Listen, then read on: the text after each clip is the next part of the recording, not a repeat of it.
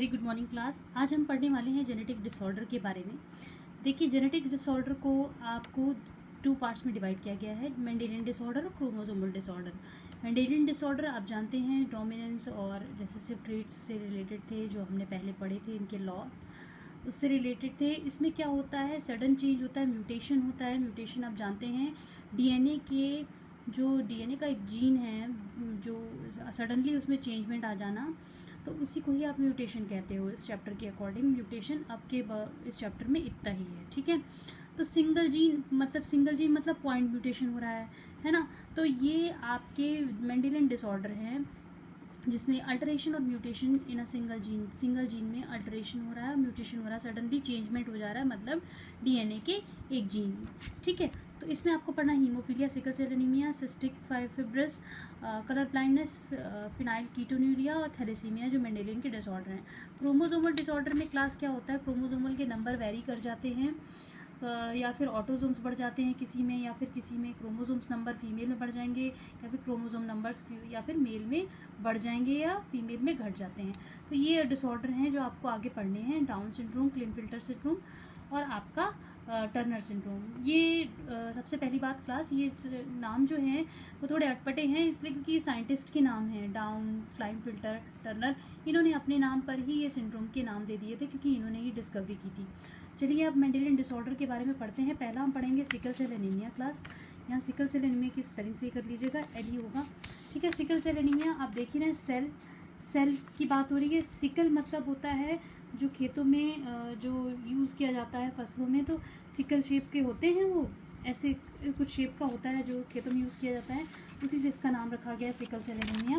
Plus इसका जो discovery थी वो प्रोफेसर हैरिक ने की थी 1904 में। किसने की थी? प्रोफेसर हैरिक ने की थी 1904 में। अब देखिए, जो सिकल सेल एनीमिया होते हैं, अभी मैंने बताया आपको खेतों में यूज़ किए जाते हैं सिकल, उसी के नाम पे इसका नाम रखा गया है। होता क्या है क्लास, जब आरबीसी जो रेड ब्लड सेल है वो चेंज हो जाती है सिकल शेप में, तो सिकल सेल एनीमिया हो जाता है, ठीक है क्लास। और ये जब अगर बहुत ज़्यादा मतलब एक्सेस में हो जाएगी तो एनीमिया रोग हो जाता है, जिससे इंसान की डेथ भी हो जाती है। एनीमिया रोग में ब्लड की कमी हो जाती है शरीर के अंदर, इसीलिए इसका नाम है सिकल सेल एनीमिया, ठीक है। चलिए इसके बारे में डिस्कस करते हैं। पहले आप ये देख लीजिए, जो हीमोग्लोबिन है, हीमोग्लोबिन को हम एचबी से डिनोट करते हैं, और एचबी ए मतलब है नॉर्मल जीन की बात हो रही है। अगर इसमें ए लगा है तो नॉर्मल जीन की बात हो रही है, मतलब हीमोग्लोबिन ए जिसके अंदर है वो नॉर्मल है, उसके अंदर कोई प्रॉब्लम नहीं है। जो एचबीएस लगा है जिनके अंदर, वो सिकल सेल जीन के आपके मतलब सिकल सेल जीन हुआ है उन्हें, ठीक है। तो जो अगर हीमोग्लोबिन, जैसे हम XY की बात करते थे, XX फीमेल का था, XY मेल का था, तो ये आपका सेक्स क्रोमोसोम्स तो है नहीं, ये ऑटोसोमल रेसेसिव ट्रेट डिसऑर्डर है क्लास, ठीक है। इसीलिए ऑटोसोमल रेसेसिव डिसऑर्डर है। देखिए क्यों देखिए, एचबीएस जब आपका होगा, मतलब ये दोनों जीन्स, अगर हीमोग्लोबिन पे दोनों जीन आपके एस के होंगे, मतलब सिकल सेल्स के होंगे, तो ये आप डिसीज्ड होगी ये आपकी पूरी, ठीक है। डिसीज मतलब ये पूरी तरीके से डिसीज्ड वाला होगा, एनीमिया वाला, ठीक है। और अगर इस पे एक हीमोग्लोबिन पे ए लगा है और एक हीमोग्लोबिन पे एस जीन है, तो ये कैरियर होगा, ये मतलब नॉर्मल में ही आपके काउंट कर लिया जाएगा, ठीक है। अब सिकल सेल एनीमिया की बात करते हैं। It is disorder in which RBC appears sickle cell. इसमें क्या होता है, आरबीसी अभी मैंने बताया आपको सिकल शेप की हो जाती है instead of the normal circular shape. आप जानते हैं बाइकॉन्केव शेप की होती है आरबीसी आपकी, वो सिकल शेप की हो जाती है, ठीक है। और इसके कारण क्या होता है, रिड्यूसेस हो जाते हैं ऑक्सीजन। जब आरबीसी कॉन्केव शेप से बदल जाती है सिकल शेप की, तो ऑक्सीजन कम होने लगता है, ठीक है। चलिए आगे और पढ़ते हैं। कुछ इसके बारे में ये डिस्कस करने से पहले मैं आपको कुछ बताना चाहूँगी। देखिए, जो आपके क्रोमोसोम्स 11 होते हैं ना, सपोज़ ये क्रोमोसोम है, ये क्रोमोसोमल का 11 जीन है, मतलब जो जीन क्रोमोसोम का 11 है उस पर क्या होता है, उसका नाम होता है HBB, और ये HBB आपके हीमोग्लोबिन को बनाने में हेल्पफुल होता है क्लास। ये मैं आपको बेसिक कॉन्सेप्ट समझा रही हूँ, ये आपको मतलब तभी आपको आगे की चीज़ें समझ में आएंगी जब आप ये चीज़ें समझ लेंगे, ठीक है। होता क्या है, क्रोमोसोम 11 पे HBB आपका ग्लोब्यूलिन होता है, मतलब HBB होता है जो हीमोग्लोबिन बनाने में हेल्पफुल होता है। हीमोग्लोबिन ब्लड में मतलब ब्लड हीमोग्लोबिन क्या करता है, ऑक्सीजन के साथ मिक्स होकर ऑक्सी हीमोग्लोबिन बनाता है, ठीक है।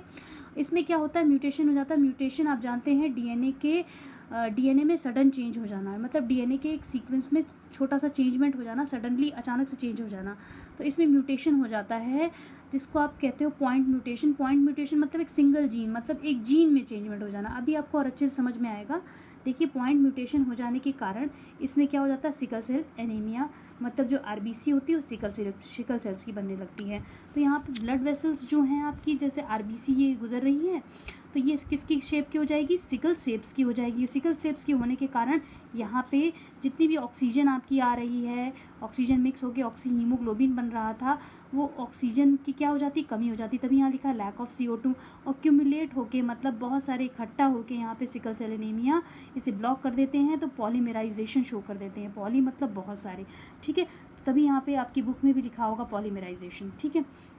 अब देखिए, एक चीज़ और बेसिक समझिए, ये आरबीसी ये कॉन्केव शेप की है, ये HB हीमोग्लोबिन लगा है। ये दो तरीके की चेन्स बनाता है, अल्फा चेन और बीटा चेन, ठीक है। अब ये चेन बनेगी तो चेन आप जानते हैं ऐसे बनती है कि नहीं बनती है, तो ये बीटा चेन हो गई। और ये जो चेन्स बनती हैं क्लास, ये प्रोटीन की चेन होती है, पेप्टाइड की चेन होती है, जिसने अमाइनो एसिड के सीक्वेंस भी कहते हैं। आप जानते हैं अमाइनो एसिड के सीक्वेंस को जो बनाते हैं वो प्रोटीन भी कहते हैं उन्हें, ठीक है। तो ये जो चेन्स होती है, तकरीबन 145 अमीनो एसिड्स होते हैं। इनमें कितने होते हैं, 145 अमीनो एसिड्स होते हैं। ये तो आपका बेसिक था। अब चलिए बढ़ते हैं सिकल सेल एनीमिया की ओर। अब देखिए, अब आपको अच्छे से समझ में आएगा। अभी मैंने बताया था नॉर्मल इंडिविजुअल जो होते हैं वो HbA वाले होते हैं, ठीक है। तो ये नॉर्मल आपके, जैसे हम लोग हैं नॉर्मल पर्सन, वैसे ही उनकी चेन जा रही है। ये डीएनए की चेन है, डीएनए डबल हेलिकल स्ट्रक्चर था जो आपने पढ़ चुके होंगे अपनी प्रीवियस क्लास में।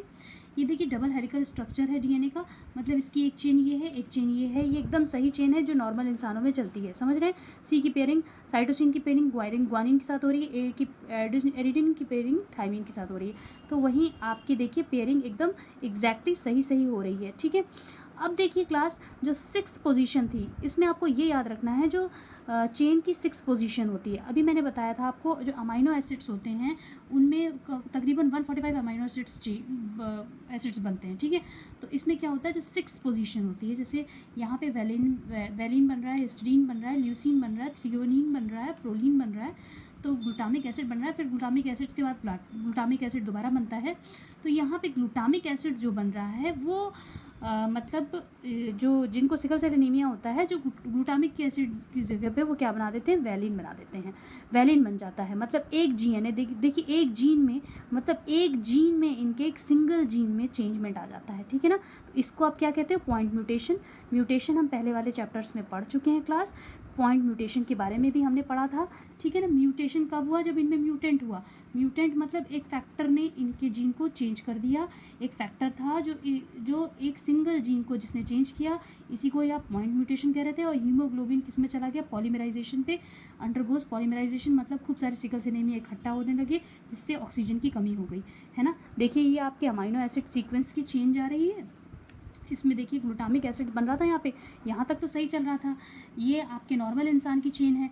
ये जो नीचे बनी है ये आपके सिकल सेल एनीमिया मतलब sickle cell RBC, sickle cell जो पर्सन होंगे उनकी चेन है, ठीक है। तो सिकल सेल की चेन है ये, और ये आपके नॉर्मल इंसान की चेन है, जिसमें आपका क्या हुआ, ग्लूटामिक एसिड्स की जगह पे, मतलब 6th पोजीशन पे अमाइनो एसिड्स की सीक्वेंस के 6th पोजीशन पे ग्लूटामिक एसिड्स की जगह पे वैलिन बन जाता है। म्यूटेंट होने के कारण जो हीमोग्लोबिन के मॉलिक्यूल्स होते हैं वो अंडरगोज मतलब चले जाते हैं पॉलीमराइजेशन पे, जिससे लैक ऑफ ऑक्सीजन हो जाता है और आपके क्या होता है, सिकल सेल एनीमिया रोग हो जाता है, डिसीज़ हो जाती है, ठीक है।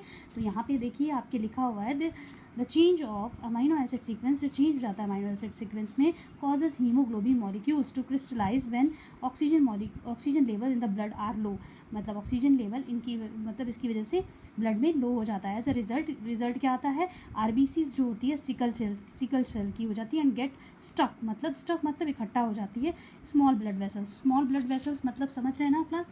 जो आपकी ब्लड वेसल्स होती हैं, वेसल्स मतलब जो आपकी नलियाँ होती हैं जिनसे ब्लड फ्लो होता रहता है, तो उसी में जाके सिकल सेल्ड, मतलब ये जो सिकल सेल्ड शेप के होते हैं ब्लड, वो इकट्ठा हो जाते हैं सिकल सेल्ड, ठीक है।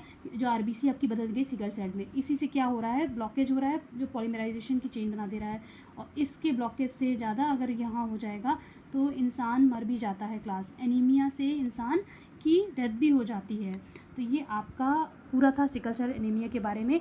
सिकल सेल एनीमिया के से क्या हार्मफुल इफेक्ट्स हो सकते हैं ये तो आप अच्छी तरह समझ रहे हैं। इंसान की डेथ हो जाती है अगर ये रोग ज़्यादा हो गया, कैरियर ना होके अगर वो इंसान में पूरा हीमोफीलिया है तो वो उसकी डेथ हो सकती है, क्योंकि उसमें ब्लड की कमी हो सकती है, ठीक है क्लास। एक इसका फ़ायदा ये है क्लास कि मलेरिया के जो आपका वेक्टर होता है, आपने देखा होगा एनाफिलिस मॉस्किटो, ये इसका फ़ायदा होता है कि ये रेजिस्टेंट प्रोवाइड करता है मलेरिया के, मतलब मलेरिया से होने वाले डिसीज़ से ये रेजिस्टेंट बॉडी में क्रिएट कर देता है, ठीक है। तो ये इसकी एडवांटेज है। और डिसएडवांटेज आप जानते हैं, डिसएडवांटेज यही है कि ब्लड का लॉस होने लगता है और एनीमिया रोग हो जाता है, जिसके कारण इंसान की डेथ भी हो जाती है। तो ये था आपका पूरा वीडियो एनीमिया के बारे में class. Thank you for watching this video. Do not forget to like and subscribe.